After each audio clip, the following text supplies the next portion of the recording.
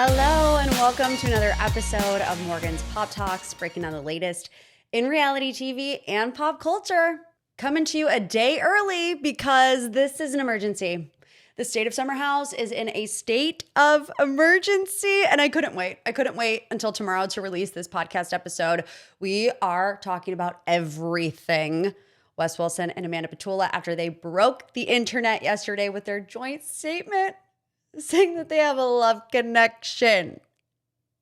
Yeah, it's crazy. Don't forget, Patreon members always get episodes of MPT a day early and ad-free. So if you want to join Live List Plus, the link is in the show notes below. And if you're new here, welcome to Morgan's Pop Talks. How these episodes go, we do the Pop 3 at the top of the show. That's the 3 biggest headlines in reality TV and pop culture. We do a deep dive segment where we do exactly that. And then Final Thoughts, which today I'm super excited because I have Kyle Fraser from Survivor 48 and Survivor 50, the winner of Survivor 48, on the pod as well. So it's going to be a jam-packed episode. Let's get into it. Well, first, let me say this. How do you feel? Because I feel like I got punched in the face. Yeah. I woke up today and was like, did I just fever dream the past 24 hours? Because what is life? Not to mention all of the Summer House stuff that happened yesterday. Did you know that a mini tornado came through my neighborhood at the end of the day? So like the content wheel was spinning all day long. And then just to cap it all off, tornado sirens, no power. And I was literally only worried about how I was going to watch last night's episode of Summer House. That's it. My husband has a Tesla. I was like, okay, well, maybe we could go watch it in the Tesla. That's how desperate I was. We ended up just watching it on the laptop and all was well, which we are going to talk about some of the things that were discussed in last night's Summer House episode. But first, let's start with the Pop 3. And I'm just going to be honest with you. I'm going to fly through this because I know it's not pressing information at this moment, but there is some other drama going on with Mom Talk, with Taylor Frankie Paul, and with Dakota Mortensen. So let's get into it. And it's like, you guys remember the big Mom Talk drama that happened last week? Pfft. Who cares about Jesse, Chase, and Miranda at this? I'm just kidding, Miranda. I do care. I don't care about Jesse and Chase, to be completely honest with you. But last week, Jesse was allegedly seen kissing Miranda's ex-husband, Chase McWhorter, and obviously Mom Talk went into a whole nother spiral. Miranda seemingly shaded Jesse on TikTok with Kesha's Backstabber song, and then she wrote, "Processing my friend group being a waiting room for my ex-husband." And then the caption said, "It's not even betrayal at this point, it's a tradition." And the cast quickly rallied behind her. Whitney in the comment section saying, "I have no words." Other people hyping Miranda up. Even joking she should be the next Bachelorette, which I think we can all agree right now should be Ciara Miller. But anyways, things escalated because Miranda shared an apology note from Jesse on her Instagram story, and it said, "Received the prettiest flowers just a minute ago," and showed the note from Jesse. And it's crazy because we thought that was crazy. We were spiraling about that 4 days ago, and now we're like, oh, child's play. Like, that's where our mind is right now. Speaking of Mom Talk, Taylor Frankie Paul returned to social media this week after her season of The Bachelorette was canceled amid domestic violence allegations. So it's been just over a week. You guys remember 7 days ago? I was eating lo mein noodles in the mall trying to find some pants for Easter, and I saw that Taylor Frankie Paul's season of The Bachelor was canceled after this video came out of her throwing a stool at Dakota Mortensen. Yeah, guys, remember that? What has our life been in the past 30 days? Well, anyways, she returned to Instagram this week. She did not speak on anything that has been happening. Instead, she shared a video of her practicing the piano. Taylor wrote on the video, she was just playing around and found she kind of likes it. Doesn't show her face. It's just her back. She's just playing the piano. She says, "I learned this today for no reason. I think I have a real future in piano." So, people were also at the time saying like, "Taylor Frankie Paul, why are you on social media?" She was responding in the comment section, and she had responded back and said something like, "What am I supposed to do? Stare at the wall? And look, this is how these people make their money. This is how they live their lives, is being chronically online. I can't judge because hello, pot, meat, kettle. That's me as well." And like, I think they're thinking they're lucky stars for the Summer House cast at this moment in time. But last but certainly not least, in this week's quick rapid fire pop three. There's a new show coming out called Unwell Winter Games, and it's already messy and it hasn't even aired yet. And Alex Cooper is launching this show, which if you haven't watched Love Overboard, by the way, I did interview the cast, and that is coming out on next week's episode of MPT. So make sure you're subscribed. Watch Love Overboard on Hulu and then come back and listen to the pod next week. But anyways, she's doing like a competition game series, and it features 16 controversial reality stars and influencers competing in a Lux, Utah chalet. What is it with you? Like, is it just cheap to film there? I don't know. Some of the names are Dakota Mortensen, Anna Delvey, Huda, Mustafa from Love Island. So that's the type of cast that they're going for. Although I did see, I think like Joe from Bachelor Nation is on it. So they're all not controversial, but it's going to be challenges and alliances and chaos. It drops April 6th on YouTube with 4 episodes released daily. And obviously, it's already facing a ton of backlash because of the casting choices. A lot of people think that if Taylor is going to be punished by having her season of The Bachelorette removed, that Dakota Mortensen. I've seen it a lot in regards to the Vanderpump Villa episode that's going to come out about dad talk. You know, those are choices that the networks and the streamers are going to have to make. I think somebody like Alex Cooper, who knows that controversy drives clicks, is going to keep on keeping on, and this is going to come out the way that it was intended to. The deep dive. There is scandal in the summer house. I'm so grieved. My soul is so grieved. Amanda Batula and Wes Wilson. I can't even say his name. I'm so distraught. I was going to say they've at least kissed, but we're adults and we know what I mean. I can't. Anyways, let me start with what has transpired in the past month. This all started with Dumois posting like a month ago. Word on the street is that Amanda and Wes are hooking up. They're telling people, they're not being private about it. It's going to come out eventually. And we all were like, ugh, scoffing at the idea, right? Amanda would never. Wes would. Amanda would never do that to Ciara. We moved on. And then, people started posting more blind items. There was this story about someone taking a picture of Amanda and Wes through the New York City streets window, which sounds absurd. And if that's really how this all played out, I mean, whoever took that photo, you should be the FBI director because wow. But still, we were like, there's absolutely no way. This sounds so outlandish. The smoking gun for me, smoking gun number 1 was the Amazon Live debacle.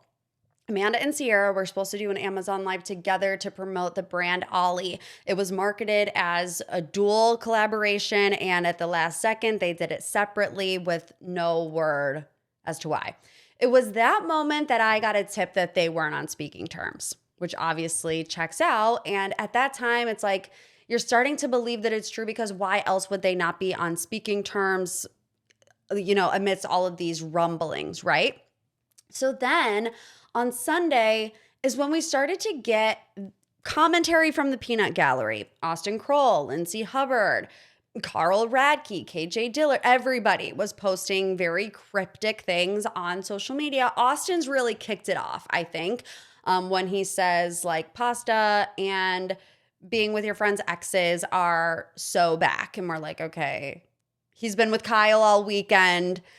That's obviously not a great look. Then Lindsay Hubbard posted the meme with her like shocked and appalled face, and then Carl did, and then KJ did, and everybody started doing it. When I saw Lindsay post, I knew that it was true. Because all of this other stuff, all this other breadcrumbs we were having to decipher and break down and whatever, Lindsay says what she means even when she doesn't say it because she is the PR queen after all. Like you saw that Lindsay Hubbard story and you thought what? She burnt her pineapple upside down cake? No, she is very clearly responding to all of the talk. And, one story before that was a picture of her and Ciara Miller. So at that point, I knew it was over. Then Tuesday, we get this joint statement. Black background, white text. Say it with me. If you know, you know. Here's what it said. We've seen the growing online speculation. So while this is still very new, we wanted to provide some clarity. It was never our intention to purposely hide anything. Given the complicated relationship dynamics involved and the scrutiny that comes with being on a reality show, we needed a little space to process things privately before speaking on it. I'm going to stop you right there because I can understand that this developed rather quickly. It's been like 2 months since she's announced her separation from Kyle. Who knows how long this has been going on? It was never our intention to purposefully hide anything. Well, then why is Amanda Batula in my comments section responding to a comment that says Amanda would never date West because Wes is a safe boy bestie and she knows that she can just have fun with him. And in all capital letters, Amanda says, thank you, 4 days ago.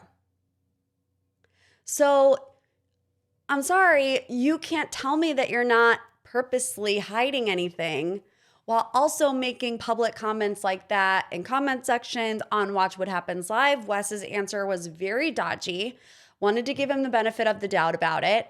Looking back, it was a complete word salad and there wasn't any clarification, and there still really wasn't. He does say that's a friend, but he never says no, nothing is going on between us. He just says that's a friend. I hope it's clear. I care about her a lot. So then, and I do understand, obviously, needing a little space to process things privately before speaking on it. I get that, but you don't have to go to the comment section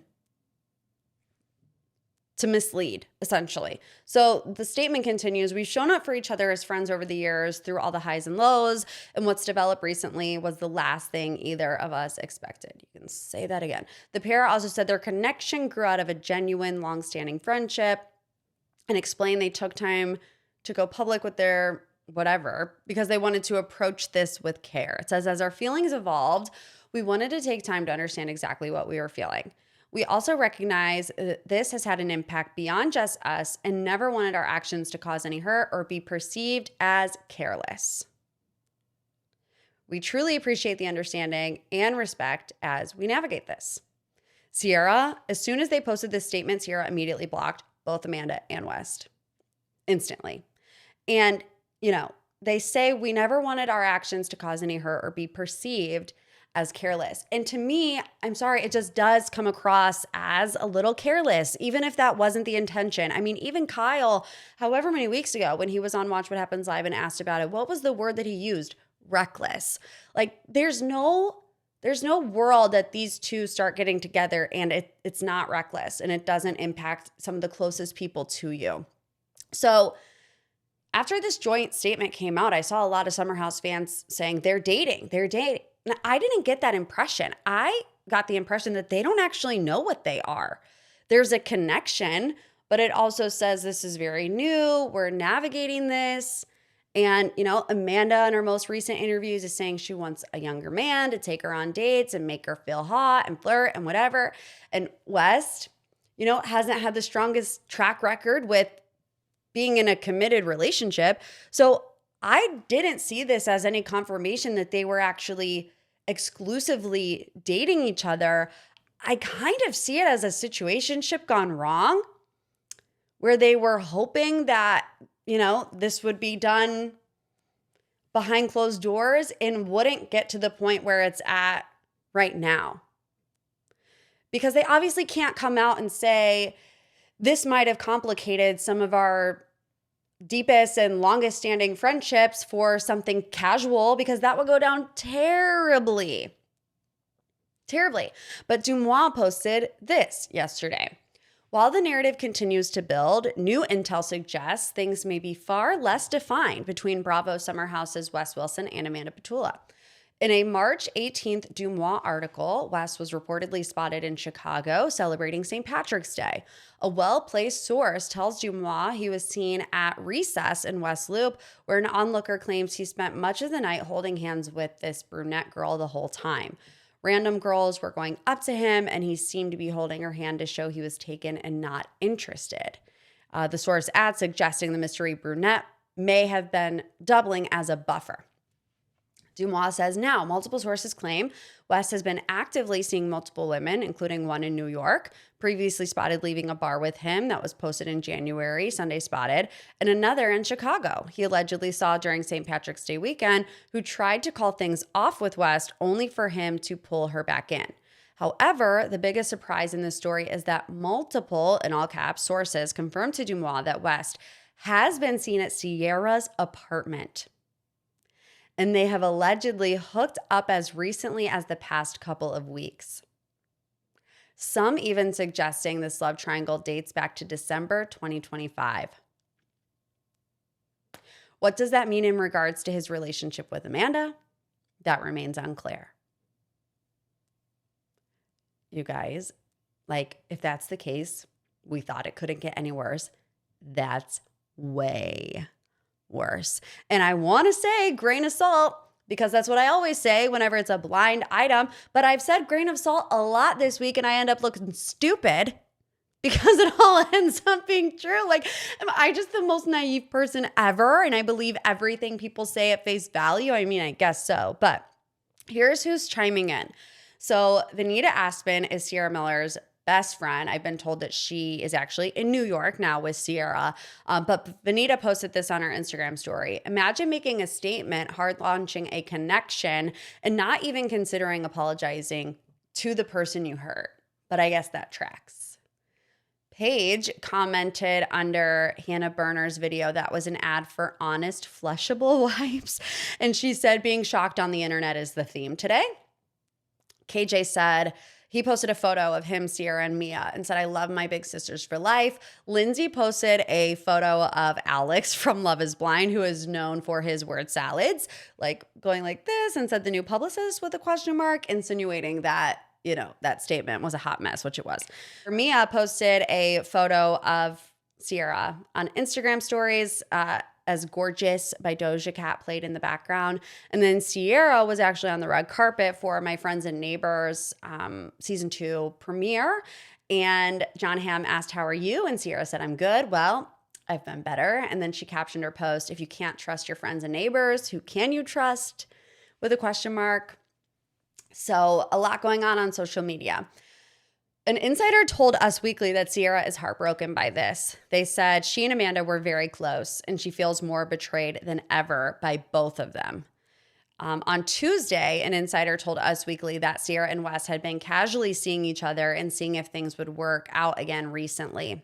And once Ciara learned of Amanda and Wes' romance, she cut off communication with both of them, saying she's furious at West, but even more hurt by Amanda. Disappointed, doesn't even cover it. There is so much more to Ciara than just breaking girl code, which the timeline is also now in question because Dave Portnoy entered the chat and he says, yawn, I think he posted this on Twitter, yawn, Chicken Fry told me this at the Super Bowl. Old news. The Super Bowl was February 7th. So that puts us, what? Almost 2 months, this going on between Amanda and West. Not to mention, I don't know if they went together, but at one point, Ciara and West were photographed together at the Super Bowl. So, I don't know. Amanda and Ciara were on Watch What Happens Live together February 3rd, 4 days earlier. So, I mean, if Brianna Chicken Fry is running around the Super Bowl telling Dave Portnoy about this, I can imagine that 4 days earlier, this was going on between Amanda and Wes, and Amanda is sitting on Watch What Happens Live next to Ciara, watching Ciara giggle and smile and talk about West and how their relationship plays out on this season of Summer House. So that's insane. And obviously this is still all unfolding, but we have a lot of questions about Summer House and In the City. I am genuinely concerned for In the City because this throws a major wrench in those plans. And according to TMZ, cameras are not going up right now to capture the fallout between Amanda, Ciara, and West, and that they are saving all of that for the reunion, which is supposed to tape in mid-April. And, you know, maybe the in the city of it all is why they're not picking cameras back up, because historically they have, whether it was Carl and Lindsay, Paige and Craig, Scandival, whatever, they're always eager to pick cameras back up and catch what is going on. But in the city was seemingly supposed to be about Kyle and Amanda deciding to live separately and then, continue on into this separation. Now, they did wrap filming in November, so we didn't get the official confirmation until January. But it's like, we have lived 10 years since November to now. And what will the payoff be to the audience to get invested in this new show in the city when we really know, like, nothing is as it seems, like this is not really what's going on behind the scenes. And subsequently, the future of Summer House is also in flux because the cast dynamic is so important to the show, the most important to the show. The cast dynamic is everything. So having this huge cast divide, which is what it feels like right now. I mean, I know it's still fresh, but like, what does that mean for the future of Summer House? I have no idea. And I can guarantee you that Amanda and Wes did not think it would impact things to this extent. So let's get into this week's episode of Summer House, because there were some eyebrow-raising moments. And, at the same time, Wes is having this come to Jesus moment with Kyle, as Ciara and the other girls are having this come to Jesus with Amanda for different reasons about their relationship. And Wes is like, you need to apologize to Amanda and, whatever, which it's like in the moment, he's right. Like, Kyle did need to apologize to Amanda, but obviously this happening on the day that all of this breaks, which was not received very well by the audience. And Kyle says, I get a little selfish when she has fun with everybody else besides me. This confessional with Kyle was telling. And also, these are new confessionals, and they film confessionals closer to in real time. So if we start to get some snarky commentary, it's because things are unfolding behind the scenes. But anyways, Kyle says, I know they mean well, but if they really meant well, they'd also maybe say something to Amanda. Hey, while you're giving us all the attention and we're flirting, which I told you last week, there was the seed that was planted that Kyle sees Amanda flirting with Ben, Jesse, and Wes, and it's starting to fester. And here he admits it. Kyle says, maybe give your husband some attention. And I get that Amanda didn't want to give Kyle any attention because she was mad at him, but we have no choice but to look at all of this so differently now. We have no choice but to do that. Amanda, at the same time, is with the girls, talking about how her and Kyle have separate bank accounts, and Ciara is saying to Amanda, my mom divorced my dad for similar reasons. For similar issues that you have with Kyle. And then she says, this was a knife to the heart moment in this week's episode of Summer House when Ciara says to Amanda, if you need to leave, if you need to separate from Kyle for a week, 2 weeks, and you need a place to stay, you can always stay with me, she says.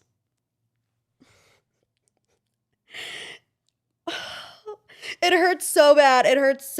And I just feel like we have 6, 7 more episodes of these types of moments. We've seen it in the trailer where, they're at this, it's like winter themed party, it seems, where Ciara is consoling Amanda as Amanda is crying, and Ciara is saying, you need to tell Kyle, if he continues to treat this way, I will leave you. So Ciara, we seemingly have so much more of her championing the emancipation of Amanda, all the while knowing how it's going to end, is just gut-wrenching to me. Then at the end, we get the sit-down moment with Amanda and Kyle.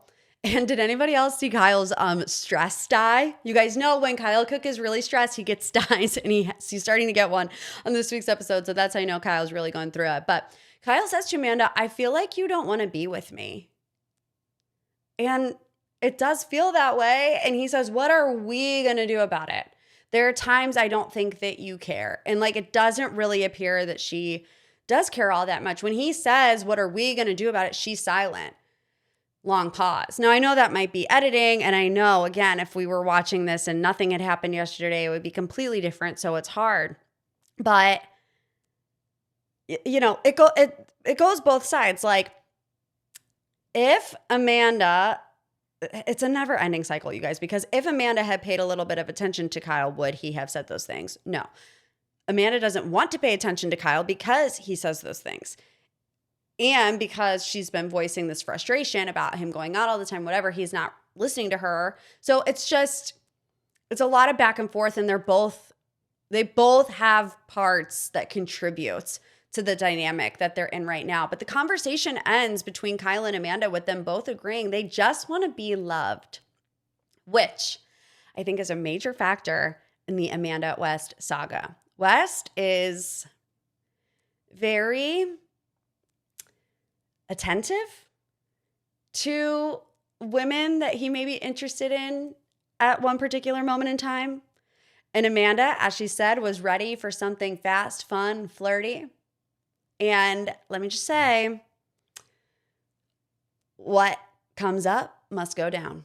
And if it came up fun, fast, and flirty, it's going to go down just as fast. You know, life is not a party, and it might be fun right now, but the consequences that come in the future is probably not going to be worth the party.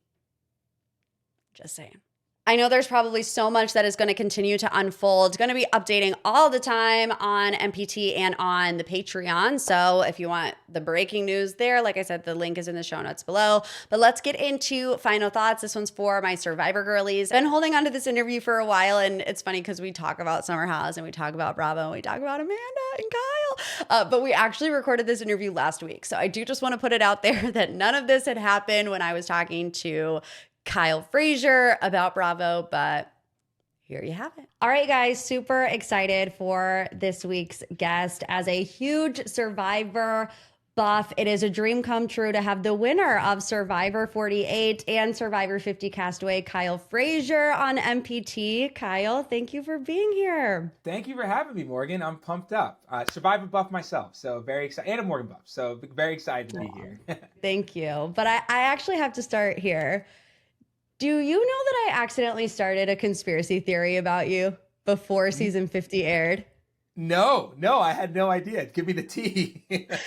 Okay, so obviously working in this industry, I am always analyzing trailers and cast announcements and all of these things. So when the Survivor season 50 trailer came out, I noticed that one of the B-roll shots was of you winning Samotion. And I was like, wait a second, wasn't Samotion one of the, final challenges that we voted on? Because I voted in the hands of the fans for season 50. And I was like, does that mean that Kyle wins the final immunity challenge in season 50? And I posted it on social media and everybody was like, oh my gosh, I can't believe it. Obviously, the internet sleuths figured it out that it was from season 48 because that was the same challenge that you won to get you into the final. But we had fun while it lasted, thinking that you were going to be in the final of season 50. These are the type of conspiracies I like. This is what I need. Because the other conspiracies were that a couple people saw me scooting around or on crutches and things like that. And so there was so many different rumors floating around on the internet. This one I like a lot, though. As I was reading the comments, I try not to because I knew somebody would spoil it in there. I saw one word and it said medical, and I immediately scrolled past it. I was like, I didn't see it. Please tell me that's not how Kyle's season plays out, which of course we'll get to. But I do want to start with, coming into season 50, right after winning 48, how soon after your season did you get the call to initially start talking about coming back? Yeah, so it wasn't even after my season. It was right before my season. I get back from season 48, which is filmed during the summer of 2024. I get married about a month and a half later. And then the way that the seasons break down, my season, even though it was filmed right next to 47, we had to wait 8 months for it to air on TV, much like season 50. So I was gearing up to watch my first season of Survivor, to watch myself on TV for the first time ever, by the way, which is a crazy experience. And then it was either the day or two before the early premiere in New York. It was very close to the first episode, if not maybe even after the first episode. I cannot remember, but I got a call from production saying, hey, would you consider playing again? And I remember that call vividly because I just walked out of the gym, and I swear to God, I told myself, I'm back in my fighting weight. I was down 28 pounds after season 48. It took me like 7-8 months to actually get to a place where I felt like, okay, like I'm strong again. And I got that call and I was like, hell yeah. Let me just go talk to my wife real quick. And Right, and right. then I was there. So I mean, I really started watching season 48 for the first time with an eye towards potentially playing season 50, which is crazy. So, how long was that process of the interviews? Take me through the first call to finding out that you actually made it onto season 50. Yeah, that is, if season 50 was such a different beast than my original season, I think that's the same for so many people because there were so many different people in the pool, right? I think Jeff said they started with like over 300 something people and then whittled it down and there were cuts. And so as I was going through the casting process, which was, I guess what I got messaged in early March probably. And so I wasn't out there until June. As I'm going through the casting process, other players online are being vocal about being cut. And so it's scaring me. I'm like, I just got on TV. I don't know how people feel about my season. I don't even know how people feel about me in real time. And then so eventually I kind of just like thought, okay, I'm going to prepare like I'm going to be out there, but you never know. I wasn't confident that I was on season 50 for sure until probably like a week and a half before I actually left for Fiji, which is when I left for LA, which is when I left New York to go to LA to watch the finale with my other castmates who didn't know that I was on 50 at the time. So it was a crazy whirlwind rather. And when you found out you were officially in, I mean, what was that moment like for you? Oh man, it was crazy, but there's so much overlap with the world finding out that I'm winning season 48. Right? Like the entire season 50, I was training as much as possible, lifting, nonstop, cardio, doing different functional things because now I knew a little bit more what it was like and what I did specifically train. But then I'm like, also at the same time, I'm watching my season. And so as I'm gearing up for season 50, all of my coworkers are like, who never watched Survivor before, but now are deep in it. They're like, dude, are you about to win $1 million? Like, why are you still working here? Like, what is going on? My friends are obviously like so deep into the game and also like thinking I got a strong chance. And then some of them are like, no, he's a Rob King. Like Joe's going to take it. Like, and so it really is all just like one big period of mush in my mind where I kind of was locked in on 50, but I was also like trying to enjoy the 48 experience. Yeah, it's hard to focus on, winning 48 obviously is a huge accomplishment. I mean, there's only a handful of people that have ever won the game, but when you have your eyes set on, again, a monumental season 50, it's like, how do you focus on one or the other? Yeah, it's tough. I mean, I really tried to compartmentalize as much as possible, but like I tried to stay healthy. So it was just another reminder, like, stay in the gym. And I had some muscle memory. Like, unfortunately, the first time I was preparing for season 48, I was like doing little white lies, telling my then fiance, now wife, like just different white lies and stuff. I was hiding things of hers and like trying to like put in different places when she was going to different rooms, like just sneaky weird shit that you wouldn't do in the real world. But I was like, I have to practice that. Fortunately, after playing Survivor and winning the first time, I was like, okay, I know that I can do that stuff. So I don't have to focus as much as that. But then there's also like, being on TV with a new group of people that you don't know is also very weird. So there's cast dynamics. Tough conversations that are being had as the season's going on.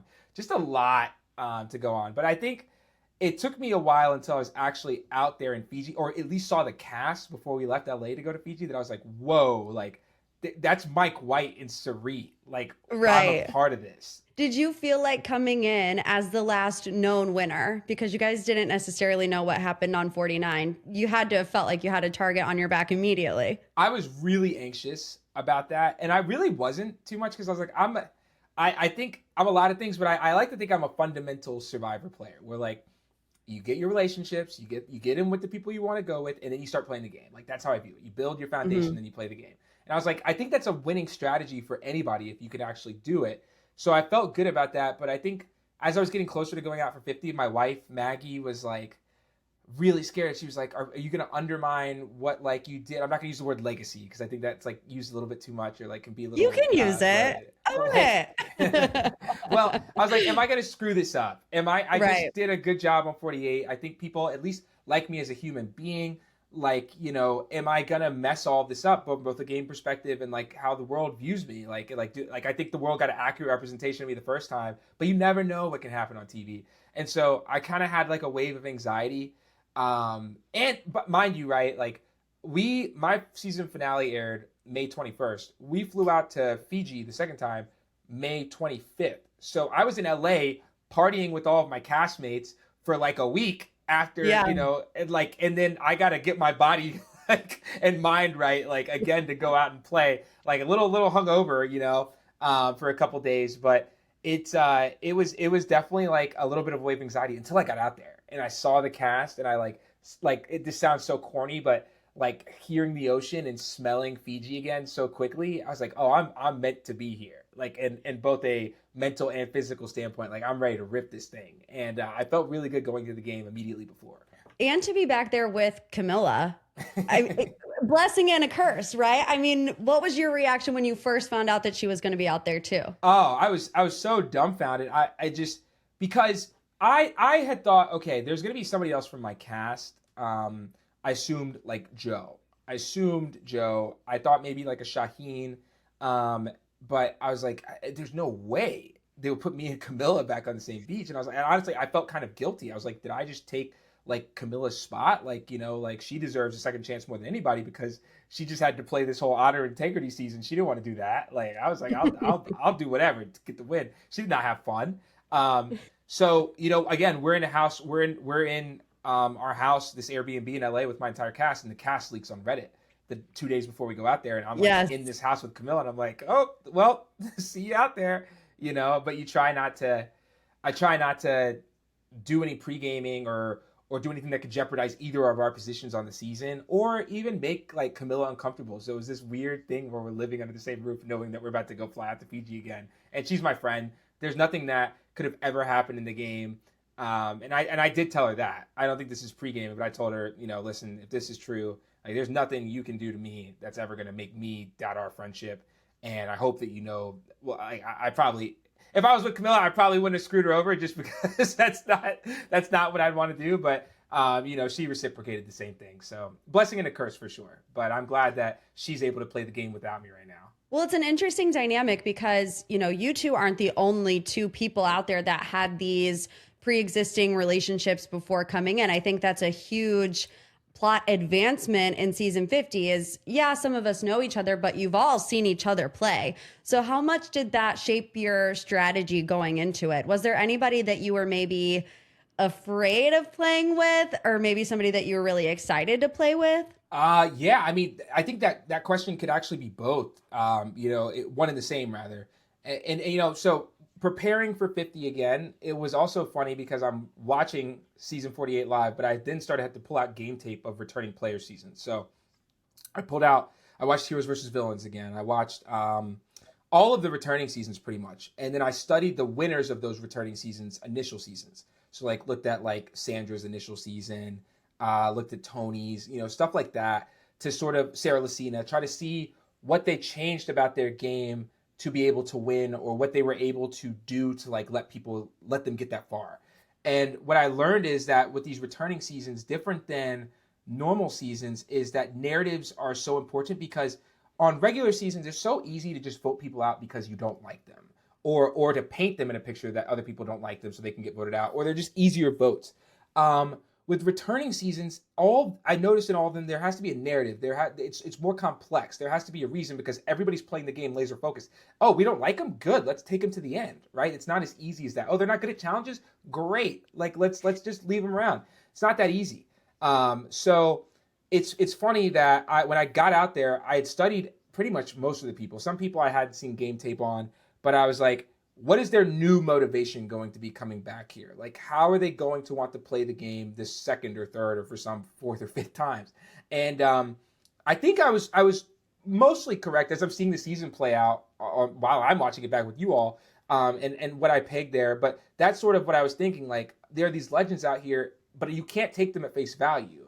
Some of these people haven't played this game in 10, 15 years. I got to think about what they want to be now, what stages of life they're in, and what their last season looked like as well, if that makes sense.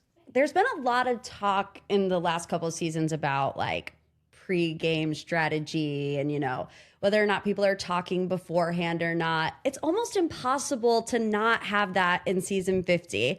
Did you feel like there was any alliances forming even before you guys got out there? Or did you all really try to keep your head in the sand to, honor the integrity of the game? Yeah, that's a hard question because I feel as if you're definitely discouraged from pre-gaming. And I don't know about alliances, but I do know like people have relationships in Right. history in survive like coming into the game. And so I'm like, that matters a lot. I right, Camilla, Joe, and I, the world just found out who we really were. Like, by the people don't start caring about you in the Survivor community. I mean, people care about you in the Survivor community. They reach out when you're on the season and you start developing relationships as the season's going.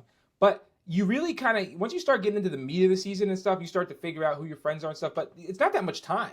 Like I was Hmm. meeting people via DMs as this season's going on, and then like you get that flood after the season finale ends. But I didn't know that many people. I bumped into a couple people, right? Like I went to my birthday party. Dee was in town, so she came. That was I'm like, holy shit, Dee's at my birthday party. I had moments like that, bumping into people at parties and stuff. There are other people like people have dated different Survivor players and now know each other through the realm of reality TV.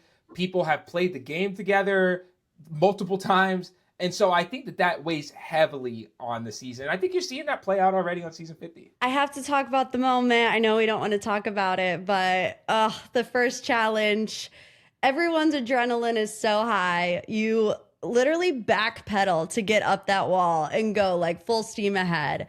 That was such an emotional moment as a viewer. What was going through your head when that happened? One thing that wasn't shown is that I actually had gotten up the wall before.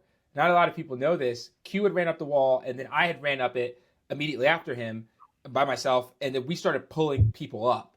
And Colby was pulling people up picking people up from the bottom, and Q and I would pick them up from the top.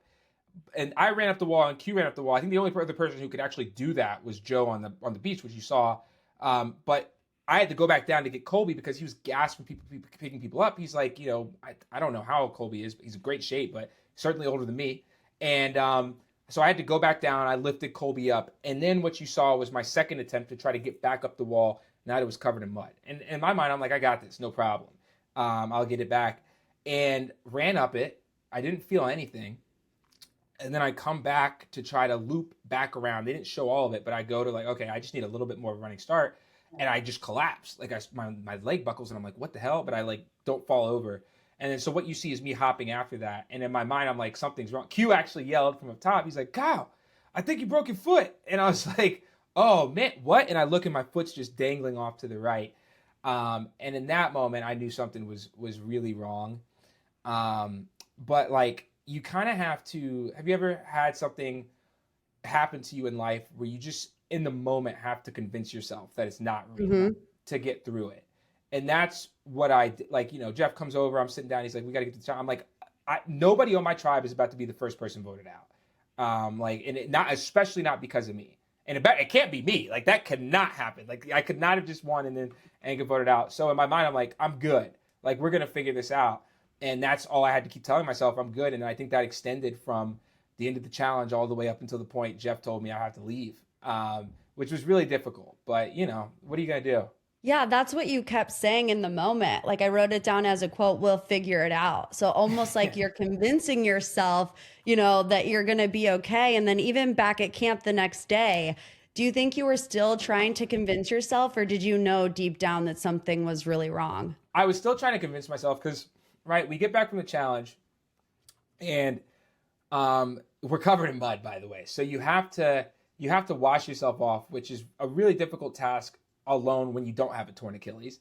Because it's nothing like a shower, and it's not like the beach where you get to come back out and get under a little shower. You have to literally like dry yourself off with a knife time for the sun to actually dry yourself off, then like wipe your foot with clothes and stuff. It's difficult. And I was in the water. I couldn't even stand up and was just getting washed away while all my tribe mates are in a circle cleaning themselves. I'm like trying to not look like a complete idiot because I don't want them to see how useless I am. But I kept telling myself, it's going to be okay. It's going to be okay. I woke up in the middle of the night and was in pain. I had my leg like lifted up on rocks that like I think Aubrey and Angelina had brought for me in the shelter. And I just knew. I'm like, I was a college athlete. I knew that this was not a sprained ankle. And I knew that like they taped it up pretty good. So I figured out a way to make it look like I could walk close to normal. Obviously it hurt. But I just kept telling myself that I had a moment of doubt in the shelter that night, but I knew like the game moves so fast, and if I'm sitting here like wallowing and it turns out that I can stay, that's wasted time that I've wasted Right. wallowing instead of thinking about the game. So that's just the way I had to lock in and like try to keep it pushing really. At what point did it really hit you that this actually might be something that takes me out of the game? Or did you not even want to go there in your mind until Jeff came back with the medic? It hit me during the challenge. I mean, when I saw my foot and I knew I couldn't put pressure. I mean, I've seen people sprain their ankle. I knew that it was not a sprained ankle. And in fact, after the challenge, you get checked by medical every single after the challenge. So of course I got checked, and they were squeezing my ankle. They're like, that doesn't hurt. And then they started squeezing my Achilles, and they're like, oh, it hurts. It looks like it's Achilles. So it wasn't that they let me stay that long because they didn't know that it was an Achilles. It was they wanted to wait for the swelling to go down to see how big of a tear it was.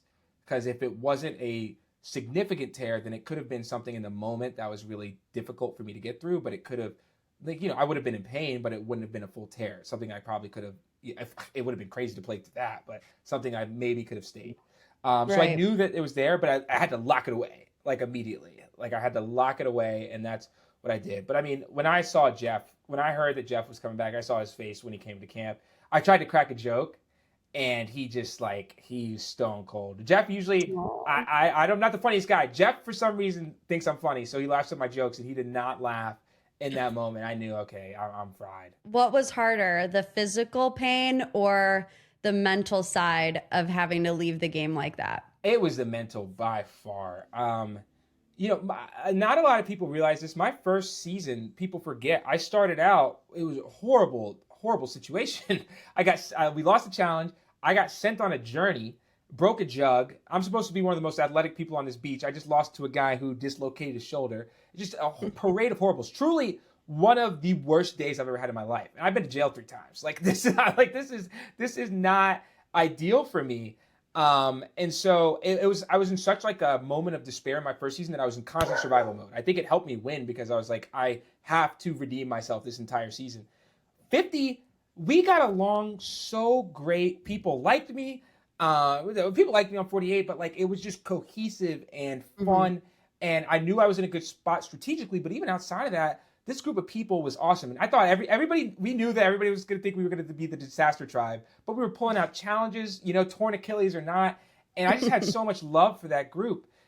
So getting pulled away from that was really difficult. My wife jokes that the only time she's ever seen me cry is on TV. On 48, I cried once, and then on 50, she saw me cry. And I cried that night a lot, the most I've ever cried in my entire life. Just because I was having so much fun, and it just felt like it did get cut short way too soon. It's one thing too to, be in the moment and see your tribe mates' reactions, but what was it like watching back what your tribe said about you in their confessionals? I mean, it meant the world to me. People don't realize this. You just don't get that in Survivor. There's not enough time for that. One, on the show itself, there's not enough time for them to sort of do this thing where people can talk nicely about you. Typically, people are in their confessionals tearing you up. And so from a TV perspective, to watch this traumatic thing back, but honestly, that episode is my favorite episode of Survivor that I'm in ever. Just hands down. I loved it because I felt like sometimes you're insecure about who you are as a person, and I've definitely been that at points in my life. I think I'm a confidently presenting person, but I have insecurities just like everybody else. And to have that specific group of people sort of show me that love in that manner, it means the world to me. And in the game itself, I think it really lessened the blow to see people talk about me while it was going on, because also in the game of Survivor, unlike just like I mentioned on TV, you're not going to get that. You don't know if the relationships that you have out there are real. There's maybe something monumental can happen that lets you know, like the Joe and Eva moment. You know that they actually care about each other. But everybody else, you're still playing a game for $1 million. You don't know if people actually, have love for you. So to see that really kind of helped me, I think, push through and get back home and get this surgery done, knowing that like I made an impact while I was out there. What did you think seeing Camilla's reaction in the next challenge when she learns your fate? That is actually, now I said that season 1 is my favorite episode. That moment is my favorite Survivor moment. And let me tell you why. Because it is so indicative of Survivor in season 50 in particular, because Camilla is crying, and that was really hard for me to watch, but also really heartening. Camilla just moved to New York. She's one of my best friends in the entire world. I'm super excited to like be closer to her, but like I love Camilla. We think the same way. She's like a sister to me.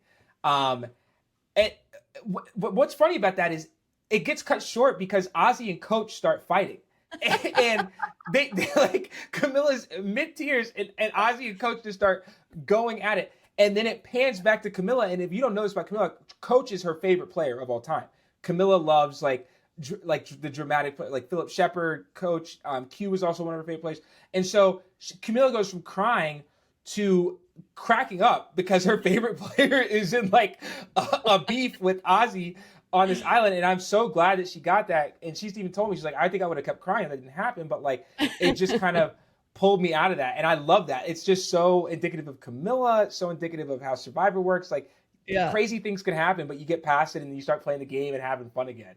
And so I love that scene. It's so great. And you told me you were excited to be able to just be a fan of Survivor season 50. Yeah, and I'm having fun. Like I'm not the biggest Zach Brown fan, but other than that, I have had a lot of fun watching this season. And I think that it's like I keep on getting brought up too. It's so much funner to come up on Survivor when you're not there. There's no drama between me and a castmate. Right. I didn't say anything wrong, but I keep on coming up in the funniest ways. Like the episode that recently came out where Rizzo's lying to Camilla about my last words. Everybody's talking about me like I'm dead. and Camilla clocks it. And I love Rizzo too. So it's just like, it's so much fun. I get these little Easter eggs now. And you technically have never had your torch snuffed. I mean, how does that feel? That sucked at first because one thing I kept on telling Jeff, I was arguing with Jeff for like 20 minutes before he tried to get me. He was like, you have to go. And I was like, I'll sign a waiver, this and that. I was like, I want my torch snuffed. If I'm leaving, I either want to win or I want my torch snuffed. I want to go through the process. And so initially I was like, damn, like I never got that experience. Now I don't mind so much. Like, I got my torch here behind me. That one's never been snuffed. I'll get a pristine pink torch in the mail here after season 50. And I'll hang it up there. And I think also somebody just told me the other day, I think the only other person is Michelle Fitzgerald, the only other winner to never get their torch snuffed. I love Michelle. I think she's one of my favorite winners. People don't quite understand just how great her game was, I think. And I think everybody would tell you that, especially in the Survivor community. I love Michelle. So the fact that I get to be in her company, like, come on, that's phenomenal. So I am curious because we always hear about what happens when players get voted out. They go to Ponderosa, they have a vacation for however many weeks. What happens in your situation? Because you have to avoid spoilers, but you also have to have surgery. So where do you go after you get on that boat? Yeah, that was probably the most difficult of the entire thing, but ended up being one of the most best pieces as well. I got on the boat. I had one night in Ponderosa. I got there, Jenna Lewis was there. We yucked it up for a little bit, and then I had to get on a plane immediately the next day to fly back to LA. My brother had my bags there. My brother lives in LA. I was obviously there right before the finale or whatever. Got my bags in a connector, and then I flew back to New York. And I was in a hospital. Like, I think I got back to New York at like 3 a.m. I got a couple hours of sleep with my wife and the dogs, and then I went to the hospital by like 9 a.m. My dad came pick me up, took me to the hospital to get checked out, MRI, X-rays, the whole 9 yards. And it's funny because last time I got one night in Ponderosa because I won. This time I get one night in Ponderosa because I get voted out. I got surgery within 5 days. And it's funny, a doctor actually recognized me while I was going up to get the surgery on a scooter. And he's like, why are you here right now? Shouldn't you be on 50? I don't think a doctor would have leaked it, but it is funny. And then I kind of hid out in my apartment for like a month and some change until everybody else got back. And I'll tell you this. So first off, that is a really nerve-wracking thing because, again, other people get to be in Ponderosa. New players come in. You learn information. So you learn what's going on. You also get to build relationships with people, especially season 50. There are all these people I want to meet. I didn't get to meet that many people. Now I have, of course, thankfully, but I felt disconnected. I don't know what's going on. I had to wait until everybody got back and they have to process all their information. So I'm not going to reach out to them because when you get back from Survivor, it is a weird state of mind that you're in for a lot of people. And so I have to wait to get information, to talk to Genevieve, Camilla, all these people, Angelina, like see how people are doing, what happened in the game, etc. To the extent I'm allowed to know. And then just the hiding out part, like the Achilles injury, there's no way to hide this. I was in a hard cast for 2 weeks. I was in a boot for 3 months. And so when everybody got back, I called CBS. I was like, hey guys, listen, like, what am I got to be able to go outside. Like, this is not a tenable situation. Of course, I couldn't go outside while people were filming, but I went outside and just told everybody that I lied and said I heard it playing basketball immediately after I got back from Fiji, which is a terrible lie because all my close friends know I'm terrible at basketball. But yeah, it was a really weird process. It's a very unorthodox Survivor situation. Even when people get medevac, they often don't get sent back home to Fiji, but sent back home to the U States. But I was. How was your mental state during that time? Because it's one thing to have this injury that, sends you home too soon from Survivor season 50, but then again, you have the isolation of not being able to leave your house. That had to have been really difficult. You know what? It was not as bad as I thought it was going to be. I got hit that night so hard at Ponderosa. Again, I tell you, I cried my eyes out at Ponderosa in a way I've never cried before. But the next day I was like, listen, I getting to go back home. I just got married. The $1 million just hit my bank account. I haven't even got to spend $1 of that. So I'm gonna get to go back home, hang out with my wife and dogs. I got this time off of work already. Nobody knows that I'm gonna be back home. So like nobody can call me, text me. And like I just had a whole season of people being on my phone all the time. So I'm like, this is kind of nice. It was solitude in a lot of ways. And I told Jeff this. I won't go into like a long tangent, but I remember talking to Jeff. And I wrote about this a little bit. I remember talking to Jeff. I started reading mindfulness and meditation books during the 50 pregame. During the 48 pregame, I was like, Maggie, I need a millennial book that is going to get like all the people on my side. So I like had Fourth Wing. I was like flashing it at like Bianca and Stephanie, and I enjoyed it. It's actually a very good series. But I was playing Game Boy. But on 50, I was like, the cat's out the bag. People know that I'm not like a clown. So I was reading books on meditation and mindfulness. And one thing I learned is this like half smile technique that these like monks used during the Vietnam War who worked at an orphanage. And they like talk about if you're going through something very difficult, one thing that you need to do, difficult or good, is just half smile. Like, because it doesn't make you forget about what you're going through, but it changes your relationship with the moment of sort of hardship that you're going through, to like just smile and like remember that you're still alive and like, things are going to be okay. And I really have kind of implemented that both throughout this Achilles recovery and moving forward. And there's been so many silver linings that like, I mean, we have a baby girl on the way in 2 months. I got a new job while I technically wasn't supposed to be on LinkedIn. I'm a music attorney now. I'm building an app. I'm building a business. Camilla and I are building an app together. It's been so much fun, and it was a tough situation, but I have had really one of the best years of my life, truly. It's all about perspective, right? And I mean, even looking at what I saw, which is just a glimpse of your recovery, it looked intense, but it was really inspiring. Did you feel like I can really inspire people by telling this story? And what was that journey like? I did not think about the inspirational piece. I thought when I was making that video, I was like, okay, one, I had all this time. So I was like, I am going to document this Achilles recovery. I'm going to do it for myself because I want to see who gets to learn how to walk again. Right? Like, I'm about to have a kid in 2 months. She's going to learn how to walk. We both learned how to walk within a 2-year period, which is hilarious. Who gets to learn how to run again and do all these things. I'm going to document it for myself. And if I think it's worth sharing at the end, I will. But I think it'll be good to have this for myself and my own mental moving forward. And then when I filmed that first thing, like, if you're watching me, I think I started the video like, you probably just saw me tear my Achilles, but don't worry about me. And that's truly what I meant. Like, I wanted people to not like feel sad. I wanted them to feel happy and like see that like I'm doing all right. But then I did not think about this. You'd be surprised, Morgan. Thousands of people have DM'd me. I just tore my Achilles. I am in the middle of an ACL or traumatic injury rehab. My husband just did this. I like in like they're like, this makes me feel better. I did not intend for that. I did not think about that, but I'm so glad that it did. Like, because now we get some use out of this thing, which has made me really happy. I just bumped into a kid who watches Survivor literally today. About 2 hours ago, I was on my way to PT. He just tore his ACL, his first soccer game of the year.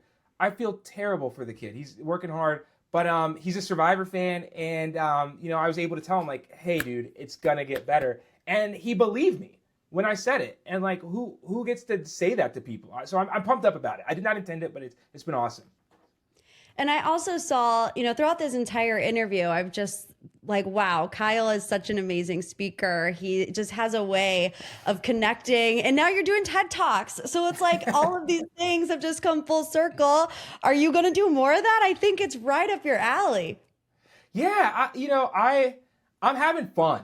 I'm having fun. Ethan Zone, who won Survivor Africa, is an awesome person. I've connected with him. He told me very early on, say yes to everything.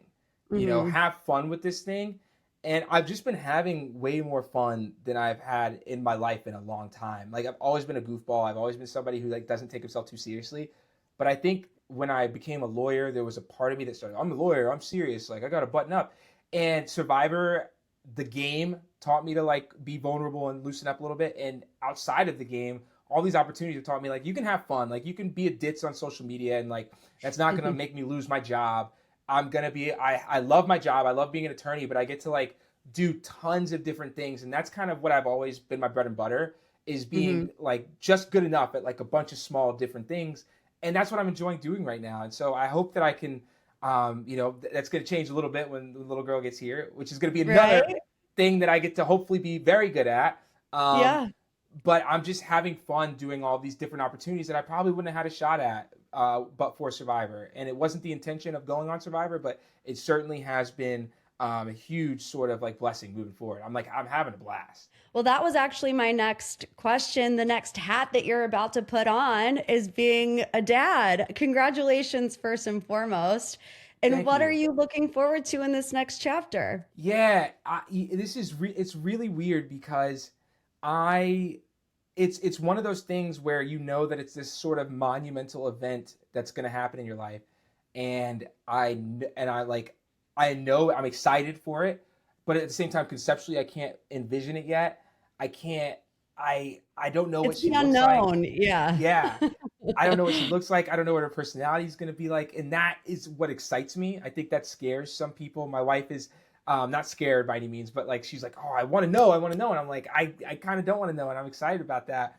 And so I think I think all of these major life events that people have, they change you in some way, right? Like every step that you sort of take, like these shifts, they sort of change you. I'm really excited to be a parent and like help her. And in the process, I'll be interested to see like what type of person I become in the process, I guess. So I'm so excited for so many reasons. I do want to talk about this. I love a good reality TV crossover, and I saw you post a picture with Kyle Cook. So I need to know, are you a Bravo guy?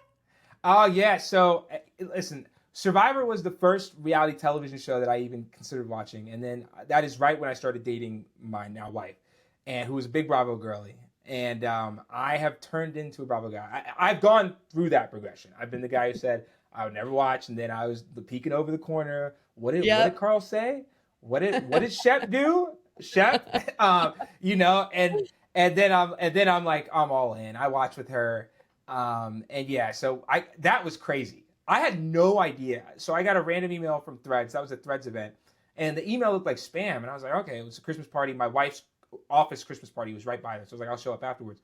I walk in with Lindsay from Summer House, and I'm like, what is going on? And it's a winding sort. We were in this upper room, and as we're walking up, there are tables who were just turning their heads, and you could tell that they had just seen somebody else more famous than me before we were walking up, and they're like, what is going on right now? And I'm like, who's about to be in this room? And then when I see I'm in this room with people, I had a blast. Maggie was so upset that she wasn't there. I felt if I had known what it was, I would have brought her. But yes, I'm a big Bravo. That's a very long-winded way of saying I'm a big Bravo fan who has somehow wound up in this situation. All of the husbands have been there. Trust me. My husband was Hmm. the same exact way. Well, what are you watching? And then like, oh, what are they fighting about? And now Yeah. every Tuesday night at 8 p.m. we're watching Summer House together. So it's par for the course. Yeah, and what a season this one has been. Um, we're into Love Island. You know, the whole we're the whole I'm the whole 9 yards now. I'm well versed, and I just look at it being well educated in a very important sphere of American and European discourse at this point. Exactly. So what do you think would be harder to be on, a season of Summer House or a season of Survivor? Oh my God, Summer House, 1,000%. I I just I can't imagine those people have been on TV for so long with everyone having so much insight into their life, and I love Survivor because I get to go play this once in a lifetime game twice somehow.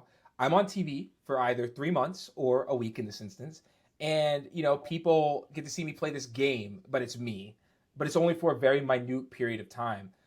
I think the good and the bad of being on like another TV show is, right. The good is we've seen these incredible arcs from people like Carl, who I absolutely adore. Like, we've seen this like insane sort of character arc, and it's him. It's real.